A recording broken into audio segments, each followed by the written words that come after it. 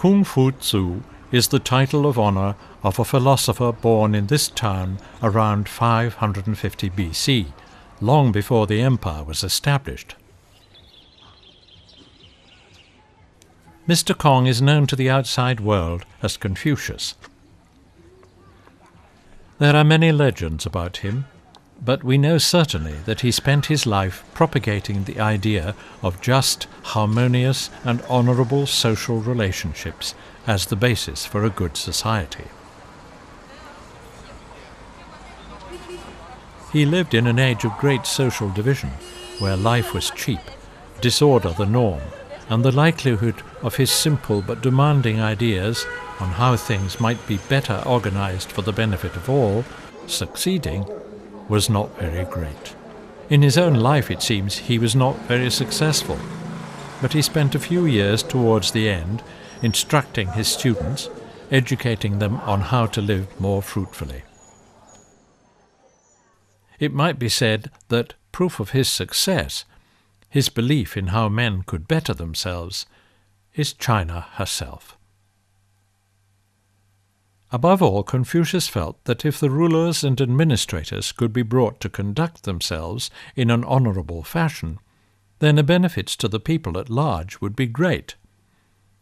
Extraordinarily, this is more or less what happened, not once, but again and again, until it became the norm.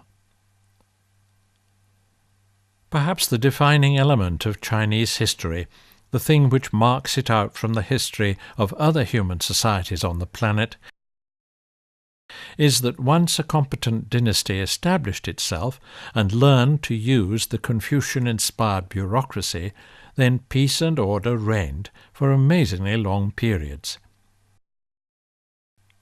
Even in the times of turmoil, when a dynasty collapsed, and it took perhaps a century or so for another to establish itself, the bureaucracy still functioned, and often commerce, art, and culture actually flourished.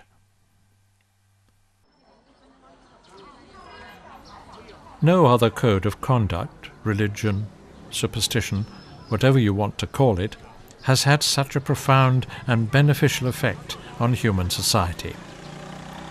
When it finally failed, after about 2,000 years, it was not a failure of the Confucian code of conduct, but simply the weight of time and the incrustations of human weakness and conservatism which brought it down.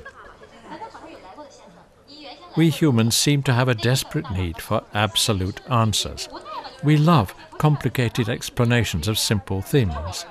We seem to want long lists of things to believe in, to be commanded what to do. This is right, that's wrong. The Confucian ideal has no absolutes. It does not tell you what is right and wrong. It expects you to work that out for yourself and accept responsibility for your actions. It is simple yet demanding. But by the end of the Chinese Empire, it was stifled beyond recognition, and its essence was gone. To understand what Confucius gave to the Chinese people, and we can easily argue to the world at large, is no great struggle. If you are looking for a great leader, a charismatic figure whose inspiring words echo down the ages, then you will be totally disappointed.